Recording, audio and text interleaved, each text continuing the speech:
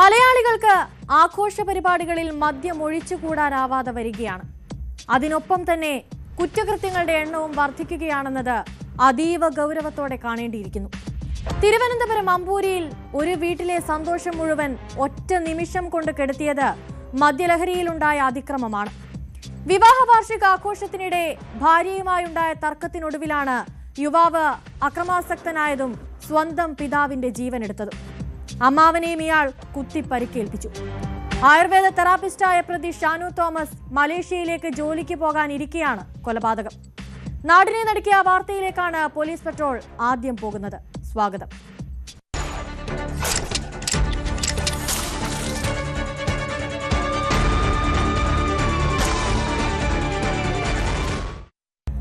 തിരുവനന്തപുരം അമ്പൂരിയിൽ വിവാഹ വാർഷികാഘോഷത്തിലെ തർക്കത്തിനിടെ മകന്റെ അടിയേറ്റ് പിതാവ് കൊല്ലപ്പെട്ടു. തർക്കം പരിഹരിക്കാനെത്തിയ അമ്മാവനും കുത്തേറ്റു. തിരുവനന്തപുരം അമ്പൂരി സ്വദേശി തോമസ് എബ്രഹാമിനെയാണ് മകൻ ഷാനു തോമസ് കൊലപ്പെടുത്തിയത്. പ്രതിയെ പോലീസ് അറസ്റ്റ് ചെയ്തു. ഷാനുവും ഭാര്യയും തമ്മിലുള്ള തർക്കത്തിൽ ഇടപെട്ടതോടെയാണ് ഇയാൾ അക്രമാസക്തനായതും ബന്ധുക്കൾക്ക് നേരെ തിരിഞ്ഞതും. മദ്യലഹരിയിലാണ് കൊലപാതകമെന്ന് പോലീസ് പറഞ്ഞു.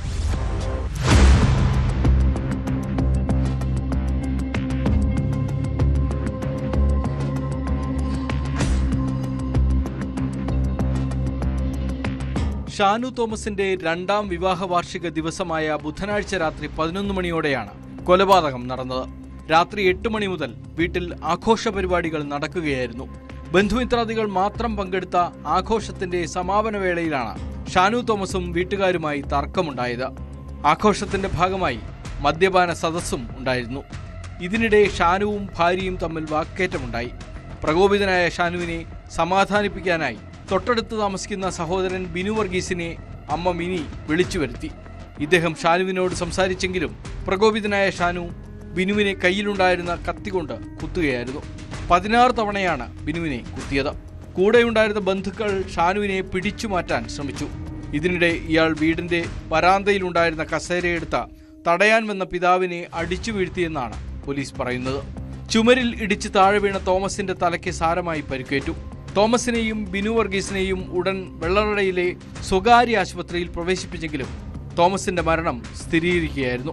അപകടനില തരണം ചെയ്ത വർഗീസ് ആശുപത്രിയിൽ ചികിത്സയിലാണ്. ചെറിയ വിഷയങ്ങളുണ്ടായിരുന്നു. തമാശയായിട്ട് പോയി. അത് പിന്നെ വൈകുന്നേരമായപ്പോഴത്തേക്കും അത് രൂക്ഷമായി. മോൻ വിടരുത്. അങ്ങനെ പിന്നെ രാത്രി 9:00 എന്നതാണ്. ചെന്ന് കഴിഞ്ഞപ്പോഴത്തേക്കും അവൻ വയലൻ്റായി. ഞാൻ പറഞ്ഞു എന്നെ ജില്ല ചെയ്യുന്നത് എന്തിനാ വേറെ ചെയ്യേണ്ട കാര്യമില്ല, നീ എന്നെ ചെയ്യണം. അങ്ങനെ നിന്ന് കൊടുത്താൽ ഒരു വീട്ടിലായിരുന്നു. വൈകുന്നേരമൊക്കെ ആയപ്പോഴത്തേക്കും നമ്മൾ പോയി കിടന്ന് ഉറങ്ങി ഉറക്കത്തിനിടയിൽ ഇതുപോലെ എൻ്റെ മരിച്ച അളിയെ വിളിച്ച് പറയും. പെട്ടെന്നാണ് വഴക്കാണ്. അങ്ങനെ റോഡ് ചെല്ലുമ്പം അളിയെ പിടിച്ച് തള്ളുക. അങ്ങനെ അളിയെ വീഴുന്നു. ഇവ കത്തി എടുത്ത് വീശു. നമ്മൾ നീ എന്നെ വെട്ടിക്കോ, എന്നെ വെട്ടിക്കോ, കുഴപ്പമില്ല. അങ്ങനെ നിന്ന് കൊടുത്തു. കാരക്കോണം മെഡിക്കൽ കോളേജ് മോർച്ചറിയിൽ സൂക്ഷിച്ചിരുന്ന തോമസിന്റെ മൃതദേഹം പോസ്റ്റ്മോർട്ടത്തിനായി തിരുവനന്തപുരം മെഡിക്കൽ കോളേജിലേക്ക് മാറ്റി. ശനിയാഴ്ചയാണ് സംസ്കാരം. വീട്ടിൽ തർക്കമുണ്ടാകാനുള്ള കാരണം വ്യക്തമല്ല. കസ്റ്റഡിയിലുള്ള പ്രതിയെ കൂടുതൽ ചോദ്യം ചെയ്താൽ മാത്രമേ ഇക്കാര്യത്തിൽ വ്യക്തത വരൂ. നമ്മൾ വന്ന് നോക്കി കസേരയൊക്കെ അടിച്ച് താർത്തിട്ടിട്ടുണ്ട്. അപ്പോൾ അപ്പനെ മകനെ കസേരയിട്ട് അടിച്ചു എന്നുള്ളതാണ് നമുക്ക് കിട്ടിയ റിപ്പോർട്ട്. പയ്യനിപ്പോൾ വന്നിട്ട് ചെന്നൈയിലായിരുന്നു. ഒരാഴ്ചയായെന്ന് തോന്നുന്നു ഇവിടെ വന്നിട്ട്. പയ്യന് വീട്ടുകാരുമായിട്ട് വിഷയമൊന്നുമില്ല. ഈ ആഘോഷത്തിനിടെ അങ്ങോട്ടും ഇങ്ങോട്ടും എന്തെങ്കിലുമൊക്കെ പറഞ്ഞ് കുഴപ്പങ്ങൾ സൃഷ്ടിച്ചെന്നുള്ളതാണ് നമ്മുടെ ഒരു അഭിപ്രായം. സംഭവം ഇങ്ങനെ മോൻ അച്ഛനെ കസേര എടുത്ത് അടിച്ചു. ആ സ്പോട്ടിൽ തന്നെ അച്ഛൻ മരിച്ചു. ഇങ്ങനെ പോലീസുകാർ കൊണ്ടുപോയിരിക്കുന്നു. ഇത് മാത്രമേ എനിക്കറിയാവുള്ളൂ. ഷാനു കസേര തറയിലാണ് അടിച്ചതെന്നും തർക്കത്തിനിടയിൽപ്പെട്ട തോമസിനെ പിടിച്ചു തള്ളിയപ്പോൾ ചുമരിലും തറയിലും തലയിടിച്ചാണ് മരണമെന്നുമാണ് ഭാര്യ പറയുന്നത്. ആയുർവേദ തെറാപ്പിസ്റ്റായ ഷാനു തോമസ് കോയമ്പത്തൂരിലാണ് ജോലി ചെയ്തിരുന്നത്. മലേഷ്യയിലേക്ക് ജോലിക്ക് പോകാനായി കഴിഞ്ഞ ആഴ്ചയാണ് നാട്ടിലെത്തിയത്. തലക്കേറ്റ ക്ഷതമാണ് തോമസിന്റെ മരണകാരണം എന്നാണ് പോലീസിന്റെ പ്രാഥമിക നിഗമനം. പോസ്റ്റ്മോർട്ടത്തിന് ശേഷമേ ഇക്കാര്യം സ്ഥിരീകരിക്കാനാകൂ.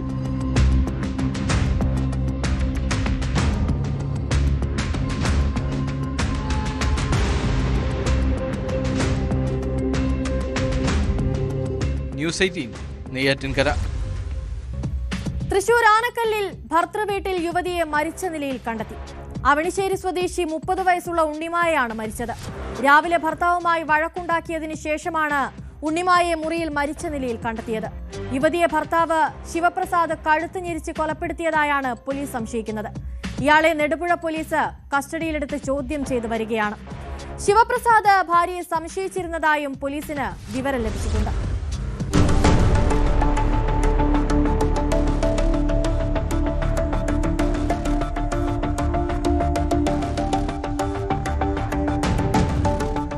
രാവിലെ 8:30യോടുകൂടിയായിരുന്നു സംഭവം. തൃശൂരിലെ ഒരു സ്വകാര്യ സ്ഥാപനത്തിൽ ജോലി ചെയ്യുന്ന ഉണ്ണിമായ അവിടേക്ക് പോകാൻ തയ്യാറെടുക്കുകയായിരുന്നു. ഇതിനിടെയാണ് ഭർത്താവ് ശിവപ്രസാദുമായി തർക്കമുണ്ടായത്. ഇത് പിന്നീട് വഴക്കായി മാറി. പിന്നീട് ഭർത്താവിന്റെ അമ്മയും മറ്റും വന്ന് നോക്കുമ്പോൾ ഉണ്ണിമായ മുറിയിൽ ചലനമറ്റ് കിടക്കുന്നതാണ് കണ്ടത്. ഭർത്താവിന്റെ അമ്മയും നാട്ടുകാരുമാണ് യുവതിയെ ജില്ലാ ആശുപത്രിയിൽ എത്തിച്ചത്. അപ്പോഴേക്കും മരണം സംഭവിച്ചിരുന്നു.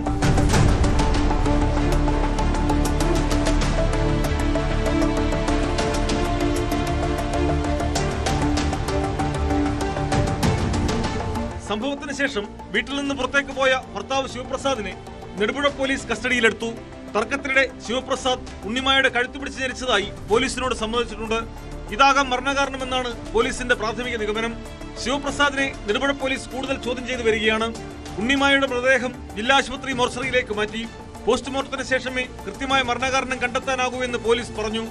ശിവപ്രസാദ് ഭാര്യയെ സംശയിച്ചിരുന്നതായാണ് വിവരം. മുമ്പും ഇരുവരും തമ്മിൽ വഴക്ക് പതിവായിരുന്നെന്നാണ് നാട്ടുകാർ പറയുന്നത്.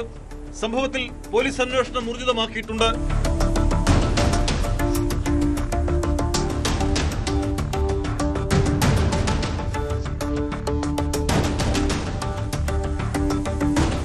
ന്യൂസ് 18 തൃശൂർ. മലപ്പുറം പൊന്നാനിയിൽ സംശയത്തെ തുടർന്ന് ഭാര്യയെ കൊലപ്പെടുത്തിയ കേസിൽ കൂടുതൽ വിവരങ്ങൾ പുറത്ത്. ഫാത്തിമയെ ഭർത്താവ് മുഹമ്മദ് കൊലപ്പെടുത്തിയത് കുഞ്ഞിന് മുൻപിൽ വെച്ചാണെന്ന് പോലീസ് പറഞ്ഞു. കഴുത്തിൽ ഷാൾ മുറുക്കി കൊന്ന ശേഷം കടപ്പുറത്തെ മണ്ണിൽ തല പൂഴ്ത്തി. തുടർന്ന് ട്രെയിനിന് മുൻപിൽ ചാടി ജീവനൊടുക്കാൻ ലക്ഷ്യമിട്ടാണ് ഇവിടെ നിന്ന് കടന്നു കളഞ്ഞതെന്നും പ്രതി പോലീസിന് മൊഴി നൽകി. സംഭവത്തിൽ പ്രതി മുഹമ്മദുമായി പോലീസ് തെളിവെടുപ്പ് നടത്തി.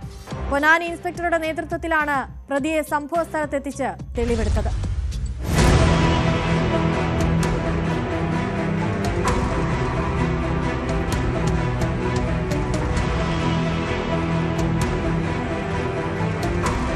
പ്രതി മുഹമ്മദിനെ സംഭവം നടന്ന പൊന്നാനി ഹാർബറിനോട് ചേർന്ന സ്ഥലത്തെത്തിച്ചാണ് തെളിവെടുത്തത്. പൊന്നാനി പോലീസ് സംഘം പ്രതിയുമായി തെളിവെടുപ്പിനെത്തുന്നറിഞ്ഞ് നിരവധി ആൾക്കാരും സ്ഥലത്ത് അടിച്ചുകൂടിയിരുന്നു. ബൈക്കിൽ ഫാത്തിമയ്ക്കും കുഞ്ഞിനുമൊപ്പം ബീച്ചിലേക്ക് എത്തിയത് മുതലുള്ള ഓരോ കാര്യങ്ങളും മുഹമ്മദ് പോലീസിനോട് വിശദീകരിച്ചു.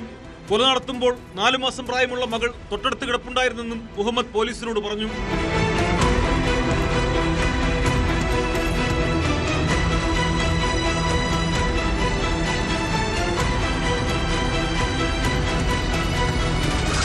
ചൊവ്വാഴ്ച രാത്രിയാണ് ക്രൂരമായ കൊലപാതകം അരങ്ങേറിയത്. ഭാര്യയ്ക്ക് മറ്റൊരാളുമായി ബന്ധമുണ്ടെന്ന സംശയത്തെ ചൊല്ലിയുള്ള സംസാരം വാക്കുതർക്കത്തിലെത്തുകയും അത് പിന്നീട് കൊലപാതകത്തിൽ കലാശിക്കുകയുമായിരുന്നു. സംഭവത്തിന് ശേഷം സ്ഥലത്ത് നിന്ന് രക്ഷപ്പെട്ട മുഹമ്മദിനെ പിന്നീട് പരപ്പനങ്ങാടിയിൽ നിന്നാണ് പോലീസ് അറസ്റ്റ് ചെയ്തത്. ഭാര്യയെ കൊലപ്പെടുത്തിയ ശേഷം ട്രെയിനിന് മുമ്പിൽ ചാടി ജീവനൊടുക്കാൻ ശ്രമിക്കുകയായിരുന്നു മുഹമ്മദ്. പൊന്നാനി പുനർഗേഹം ഭവന സമുച്ചയത്തിലെ താമസക്കാരാണ് ഫാത്തിമയും മുഹമ്മദും. കൊല നടത്തിയ ശേഷം പുലർച്ചെ 3 മണിയോടെ ഫ്ളാറ്റിലെത്തി കുഞ്ഞിനെ സ്വന്തം ഉമ്മയെ ഏൽപ്പിച്ച ശേഷമാണ് മുഹമ്മദ് സ്ഥലം വിട്ടത്.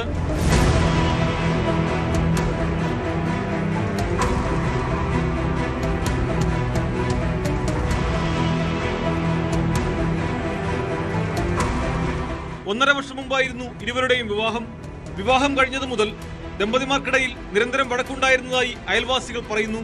ഭാര്യയ്ക്ക് മറ്റു ബന്ധങ്ങളുണ്ടെന്ന സംശയമാണ് കൊലപാതകത്തിലേക്ക് നയിച്ചത്. മുമ്പും ഫാത്തിമയെ മുഹമ്മദ് ക്രൂരമായി ഉപദ്രവിച്ചിരുന്നതായി പോലീസിന് വിവരം ലഭിച്ചിട്ടുണ്ട്.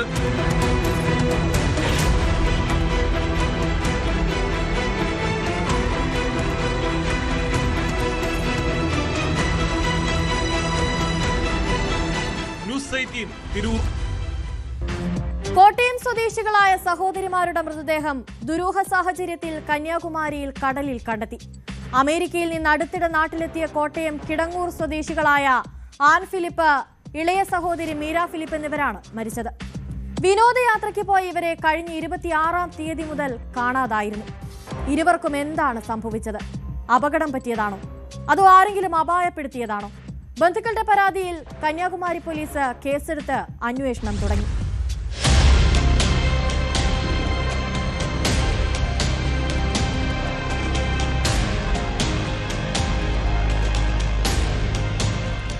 കോട്ടയം കിടങ്ങൂർ സൗത്ത് ചന്തക്കവലയിൽ ഏടാട്ട് വീട്ടിൽ ഫിലിപ്പ് മേരിക്കുട്ടി ദമ്പതിമാരുടെ മക്കളാണ് മരിച്ച ആൻ ഫിലിപ്പും മീര ഫിലിപ്പും. അമേരിക്കയിൽ നിന്ന് അടുത്തിടെ നാട്ടിലെത്തിയ ഇരുവരും രാമേശ്വരം, മധുര തുടങ്ങിയ സ്ഥലങ്ങൾ സന്ദർശിച്ച് 26-ന് വൈകിട്ടാണ് കന്യാകുമാരിയിലെത്തി ഹോട്ടലിൽ മുറിയെടുത്തത്. പിറ്റേന്ന് ഇവിടെ നിന്നും പുറത്തുപോയ ഇവർ 2 ദിവസം കഴിഞ്ഞിട്ടും ഹോട്ടലിൽ തിരിച്ചെത്തിയില്ല.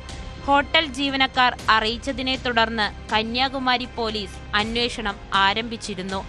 ഇവർ നൽകിയിരുന്ന മൊബൈൽ നമ്പറിൽ വിളിച്ച് ഹോട്ടൽ ജീവനക്കാർ യുവതികളുടെ അമ്മ മേരിയെ വിവരമറിയിച്ചു. തുടർന്ന് പിതാവിന്റെ സഹോദരനും ബന്ധുക്കളും കന്യാകുമാരിയിലെത്തി വിവിധയിടങ്ങളിൽ അന്വേഷിച്ചെങ്കിലും കണ്ടെത്താനായില്ല. ബന്ധുക്കളുടെ പരാതിയിൽ കന്യാകുമാരി പോലീസ് കേസെടുത്ത് അന്വേഷണം നടത്തിവരുന്നതിനിടെയാണ് മൃതദേഹങ്ങൾ കണ്ടെത്തിയത്.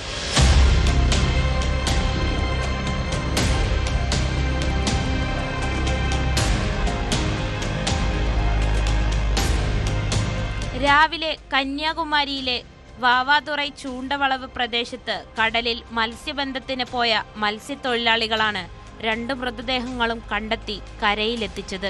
മൃതദേഹങ്ങൾ പോസ്റ്റ്മോർട്ടത്തിനായി നാഗർകോവിൽ ആശാരിപ്പള്ളം മെഡിക്കൽ കോളേജ് ആശുപത്രിയിലേക്ക് മാറ്റി. 15 വർഷമായി വിദേശത്ത് ജോലി നോക്കുന്ന സഹോദരങ്ങൾ അവധിക്കാലത്ത് ഒത്തുകൂടി വിനോദയാത്രകൾക്ക് പോകുന്നത് പതിവായിരുന്നു. 35 വയസ്സുള്ള ആനി ഫിലിപ്പ് എക്സ്റേ ടെക്നീഷ്യനാണ്. 32-കാരി മീര ഫിലിപ്പ് എഞ്ചിനീയറും. ലണ്ടനിൽ താമസിക്കുന്ന എലിസബത്ത് ഫിലിപ്പാണ് സഹോദരി. പോസ്റ്റ്മോർട്ടത്തിലെ മരണകാരണം വ്യക്തമാകൂ എന്ന് പോലീസ് അറിയിച്ചു.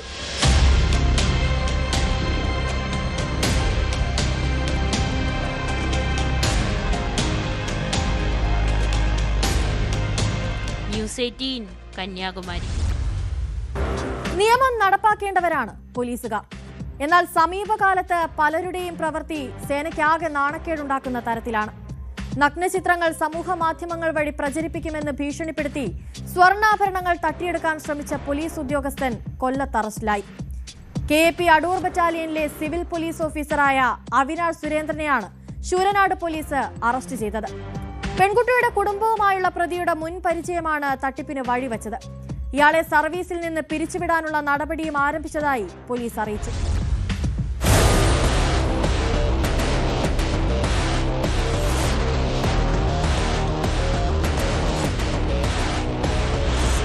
പ്രായപൂർത്തിയാകുന്നതിന് മുൻപെടുത്ത പെൺകുട്ടിയുടെ ചിത്രങ്ങൾ ഉപയോഗിച്ചായിരുന്നു തട്ടിപ്പ് നടത്താൻ ശ്രമിച്ചത്.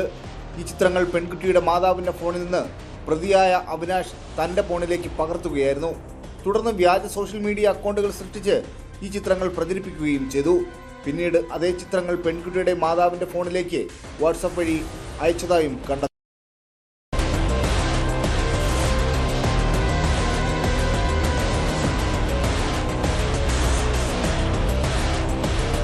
അജ്ഞാതൻ ചിത്രങ്ങൾ പ്രചരിപ്പിക്കുന്നതായി കുടുംബത്തെ വിശ്വസിപ്പിച്ച അവിനാഷ് താനാണ് ഇതിൽ ഇടപെട്ട് തടയാൻ ശ്രമിക്കുന്നതെന്നും പറഞ്ഞ് വിശ്വസിപ്പിച്ചു.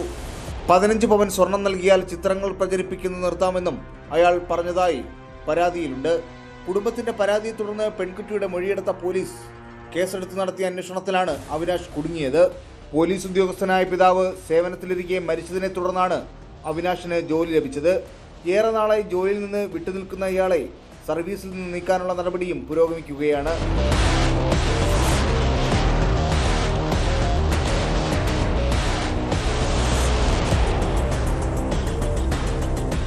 ന്യൂസ് 18 കൊല്ലം.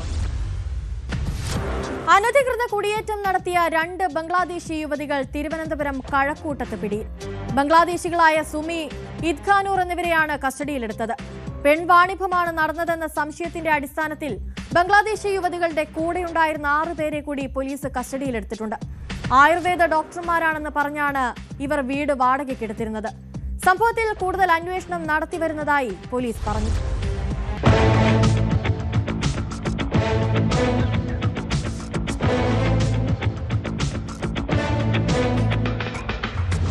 കാര്യവട്ടം മേനല്ലൂരിൽ 2 ആഴ്ച മുമ്പാണ് ഈ സംഘം ഇരുനില വീട് വാടകയ്ക്കെടുത്തത്.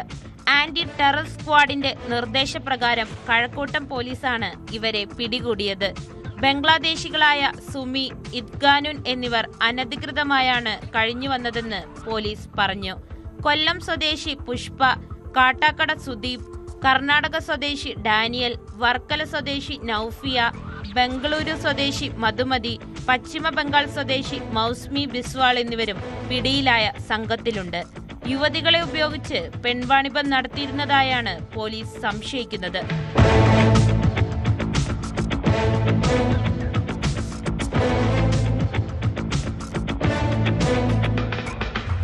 വാടക വീട്ടിൽ നിന്ന് 2 കാറുകളും നിരവധി മൊബൈൽ ഫോണുകളും പോലീസ് കസ്റ്റഡിയിലെടുത്തു.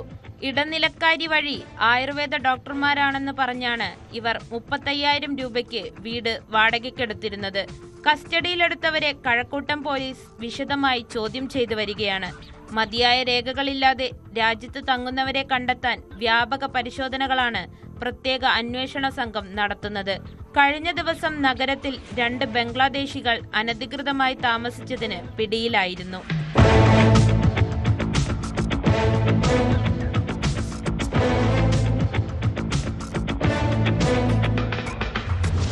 ന്യൂസ് 18 കഴക്കൂട്ടം. മൂവാറ്റുപുഴയിൽ ഗർഭിണിയെ ആക്രമിച്ച കേസിലെ പ്രതികൾ അറസ്റ്റിൽ.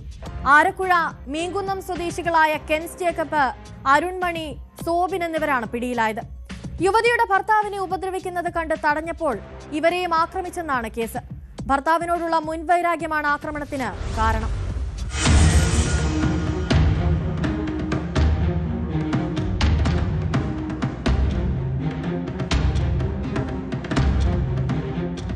മാസം ഗർഭിണിയായ യുവതിയെയാണ് പ്രതികൾ ആക്രമിച്ചത്. 27 രാത്രി 10:30 സംഭവം. പ്രതികൾക്ക് യുവതിയുടെ ഭർത്താവിനോട് മുൻവിരോധമുണ്ടായിരുന്നു. തുടർന്ന് മൂവാറ്റുപുഴ മീങ്കുന്നം ഭാഗത്തുള്ള വീടിന് സമീപം വെച്ച് പരാതിക്കാരിയുടെ ഭർത്താവിനെ ഉപദ്രവിക്കാൻ ശ്രമിച്ചു. ഇത് കണ്ട് തടയാൻ ശ്രമിച്ച പരാതിക്കാരിയെയും പ്രതികൾ ആക്രമിച്ചെന്നാണ് കേസ്.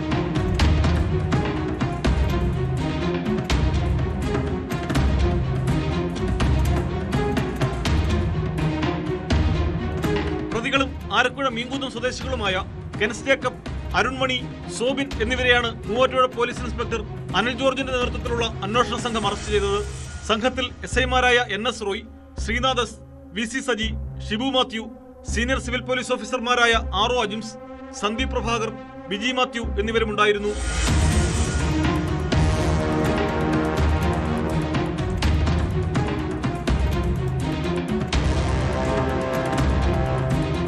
ന്യൂസ് 18 കോതമംഗലം. കുംഭമേളയിലെ വൈറൽ താരത്തിന്റെ പരാതിയിൽ സംവിധായകൻ സനോജ് മിശ്രയ്ക്കെതിരെ POCSO case. Ernakulam central police register ചെയ്ത കേസ് മധ്യപ്രദേശ് പോലീസിന് കൈമാറും. 17 വയസ്സുള്ളപ്പോൾ സിനിമാ സെറ്റിൽ വെച്ച് സംവിധായകൻ മോശമായി പെരുമാറിയെന്നാണ് പരാതി. പെൺകുട്ടിയുടെ രഹസ്യമൊഴി കോടതി രേഖപ്പെടുത്തി. രാഷ്ട്രീയ ലക്ഷ്യത്തോടെയാണ് പ്രായം സംബന്ധിച്ച് വിവാദമുണ്ടാക്കുന്നതെന്നും കഴിഞ്ഞ തെരഞ്ഞെടുപ്പിൽ വോട്ടർ പട്ടികയിൽ പേരുണ്ടായിരുന്നെന്നും പെൺകുട്ടിയും അഭിഭാഷകനും പറഞ്ഞു.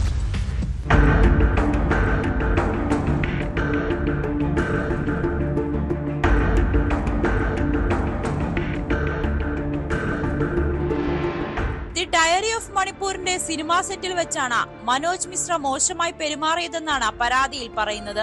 കൊച്ചിയിലെത്തിയ പെൺകുട്ടി മാധ്യമങ്ങളോട് സംസാരിച്ചപ്പോഴാണ് ആദ്യം ഇക്കാര്യം വെളിപ്പെടുത്തിയത്. സനോജ് മിശ്ര പലതവണ സെറ്റിൽ വെച്ച് മോശമായി പെരുമാറി, ദേഹത്ത് കയറി പിടിച്ചു. ഇത് വീട്ടുകാരോട് പറഞ്ഞിരുന്നു. പക്ഷേ തനിക്കൊപ്പം നിൽക്കാൻ വീട്ടുകാർ തയ്യാറായില്ല. കുടുംബത്തിലെ എല്ലാവരോടും ഇക്കാര്യം പറഞ്ഞിരുന്നു. ആരും ഒപ്പം നിന്നില്ല. ഇത് ആദ്യ സിനിമയല്ലേ എന്ന് പറഞ്ഞ് അവർ ഒഴിഞ്ഞുമാറി.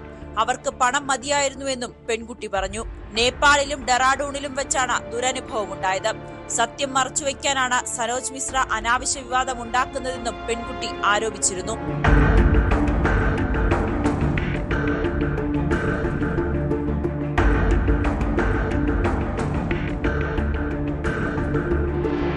അതേസമയം ആരോപണങ്ങൾ തള്ളി സനോജ് മിശ്രയും രംഗത്തെത്തിയിരുന്നു. പെൺകുട്ടിയും ഫർമാൻ ഖാനും തമ്മിലുള്ള വിവാഹത്തെ താൻ എതിർത്തതാണ് ആരോപണങ്ങൾക്ക് പിന്നിലെ കാരണമെന്നാണ് മിശ്ര പറയുന്നത്. തന്റെ പേര് നശിപ്പിക്കാൻ ശ്രമിച്ചതിന് പെൺകുട്ടിക്കെതിരെ ഉടൻ തന്നെ മാനനഷ്ട കേസ് ഫയൽ ചെയ്യുമെന്നും അദ്ദേഹം പറഞ്ഞു.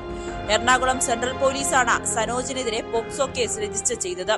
കേസ് മധ്യപ്രദേശ് പോലീസിന് കൈമാറും.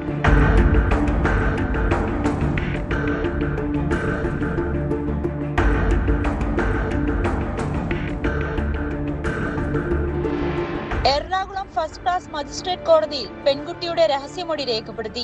രാഷ്ട്രീയത്തിനു വേണ്ടി ചിലർ തന്നെ ഉപയോഗിക്കുകയാണെന്ന് പെൺകുട്ടി ആരോപിച്ചു.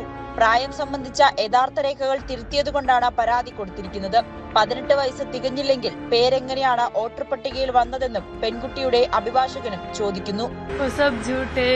राजनीति पॉलिटिक्स के लिए बीजेपी के लोग ऐसा कर रहे हैं, वो लोग ऐसे झूठ बोल रहे कि मेरा एज कम है.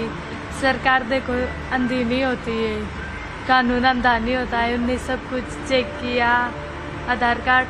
उनने ही मेरे पति के खिलाफ अपहरण केस भी करवाया है, जबकि उनने मेरे पापा ने सबने मिलकर करवाया है कि 27 फरवरी को मुझे किडनैप कर लिया गया है. ഈ ബർത്ത് സർട്ടിഫിക്കറ്റിൽ കൊടുത്തിരിക്കുന്ന ആധാർ നമ്പറാണ് ഈ കുട്ടി ഈ പറയുന്ന 7 വയസ്സുള്ളപ്പോൾ എടുത്ത ആദ്യത്തെ ആധാർ കാർഡ് കാണുന്ന നമ്പർ.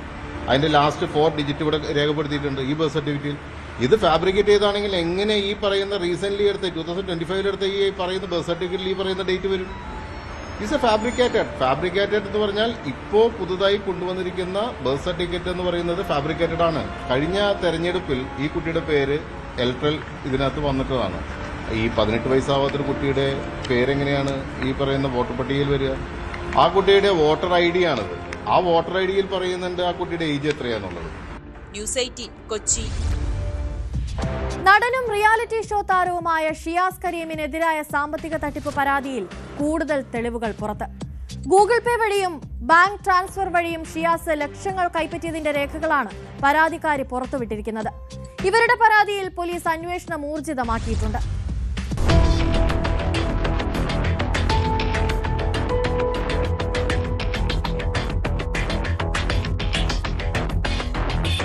വിവാഹ വാഗ്ദാനം നൽകി പീഡിപ്പിച്ചെന്ന പരാതിക്ക് പിന്നാലെയാണ് ഷിയാസ് കരീമിനെതിരെ സാമ്പത്തിക തട്ടിപ്പ് ആരോപണവും ശക്തമാകുന്നത്.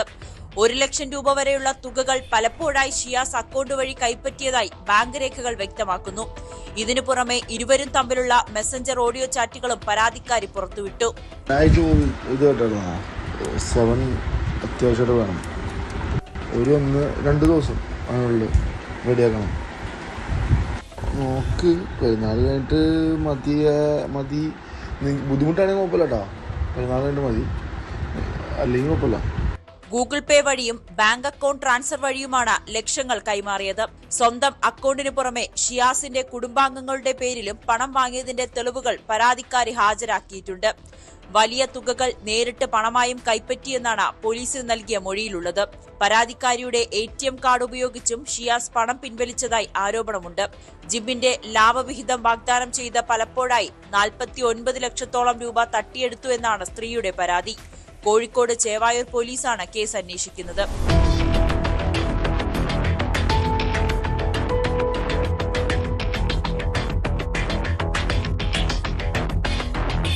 News 18 Kochi. Kannur Anjarakandy dental college വിദ്യാർത്ഥി നിതിൻ രാജിന്റെ മരണത്തിൽ അന്വേഷണം തൃപ്തികരമല്ലെന്നറിയിച്ച് ഹൈക്കോടതിയെ സമീപിക്കാൻ ഒരുങ്ങുകയാണ് കുടുംബം. കേസ് അന്വേഷണം ക്രൈംബ്രാഞ്ചിന് വിട്ടതിന് പിന്നാലെ പിതാവ് വയൽ രാജൻ കണ്ണൂർ DIGയെ സന്ദർശിച്ചു. കേസ് അട്ടിമറിക്കാനും ആരോപണ വിധേയരായ അധ്യാപകരെ സംരക്ഷിക്കാനും നീക്കമുള്ളതായാണ് കുടുംബത്തിന്റെ പരാതി. അതേസമയം ഒളിവിലുള്ള ഡോക്ടർ MK റാമിനെ കണ്ടെത്താൻ തെരച്ചിൽ തുടരുകയാണെന്ന് പോലീസ് പറയുന്നു.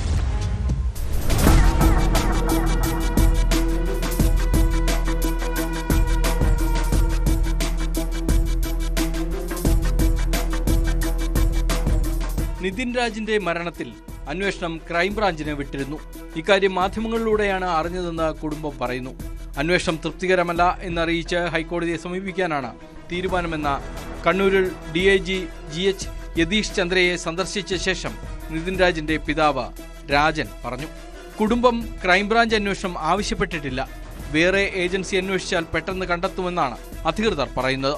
ഡോക്ടർ MK റാമിനെ പിടിക്കാത്തതിൽ വ്യക്തമായ മറുപടി ലഭിക്കുന്നില്ല. തുടക്കം തൊട്ട് ഇതുവരെ അന്വേഷണം നേരായ വഴിയിലല്ല പോകുന്നതെന്നും പിതാവ് കുറ്റപ്പെടുത്തി.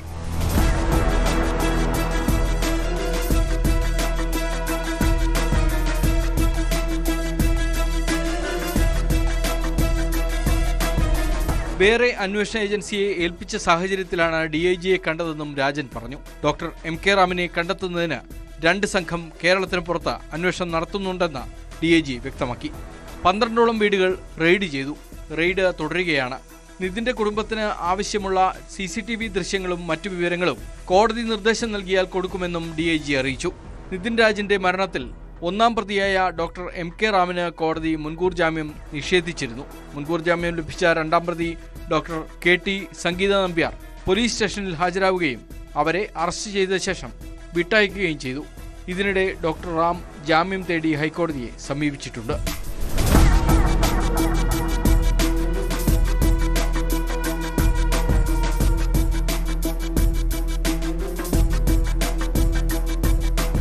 ന്യൂസ് 18 കണ്ണൂർ. കുറ്റകൃത്യങ്ങളുടെ മറ്റു ചില വാർത്തകൾ ചുരുക്കത്തിൽ. തൃശൂരിൽ ഗുണ്ടകൾക്കൊപ്പം വിവാഹ സൽക്കാരത്തിൽ പങ്കെടുത്ത 2 പോലീസുകാർക്ക് സസ്പെൻഷൻ. സ്പെഷ്യൽ ബ്രാഞ്ച് റിപ്പോർട്ടിനെ തുടർന്ന് സസ്പെൻഷനിലായത് അന്തിക്കാട് സ്റ്റേഷനിലെ 2 CPOമാർ. തിരുവനന്തപുരം കോർപ്പറേഷനിൽ പട്ടികജാതി വനിതകൾക്കായുള്ള സ്വയം തൊഴിൽ വായ്പയുടെ സബ്സിഡിയിൽ ക്രമക്കേട് നടത്തിയ കേസിൽ മുഖ്യപ്രതി പിടിയിൽ. 75 ലക്ഷം രൂപ തട്ടിയെടുത്ത കേസിലാണ് കോർപ്പറേഷൻ മുൻ SC പ്രൊമോട്ടർ S. സിന്ധുവിനെ വിജിലൻസ് അറസ്റ്റ് ചെയ്തത്. ഇൻസ്റ്റഗ്രാം കണ്ടന്റ് ക്രിയേറ്ററും സംരംഭകയുമായ യുവതിയെ വെട്ടിക്കൊന്ന ശേഷം ഭർത്താവ് ജീവനൊടുക്കി. ചെന്നൈ നങ്കനല്ലൂർ സ്വദേശിനിയും ശ്രീസായി സിൽക്സ് എന്ന സാരി സ്റ്റോർ ഉടമയുമായ നാഗലക്ഷ്മിയാണ് കൊല്ലപ്പെട്ടത്. ഭർത്താവ് സുബ്രഹ്മണ്യനെ വീട്ടിൽ തൂങ്ങി മരിച്ച നിലയിലും കണ്ടെത്തി. ഇൻസ്റ്റഗ്രാമിൽ 3.5 ലക്ഷത്തോളം ഫോളോവേഴ്സുള്ള കണ്ടന്റ് ക്രിയേറ്ററാണ് നാഗലക്ഷ്മി. ദാമ്പത്യ പ്രശ്നങ്ങളെ തുടർന്ന് നാഗലക്ഷ്മിയും സുബ്രഹ്മണ്യനും ഏറെക്കാലമായി വേർപിരിഞ്ഞ് താമസിക്കുകയായിരുന്നുവെന്ന് പോലീസ് പറഞ്ഞു. കൊലപാതകത്തിന് ശേഷം സുബ്രഹ്മണ്യൻ രണ്ടാമത്തെ മകന് മൊബൈൽ ഫോണിൽ സന്ദേശം അയച്ചിരുന്നതായാണ് വിവരം. ഇതോടെ ഇന്നത്തെ പോലീസ് പട്രോൾ പൂർണ്ണമാവുകയാണ്. നമസ്കാരം.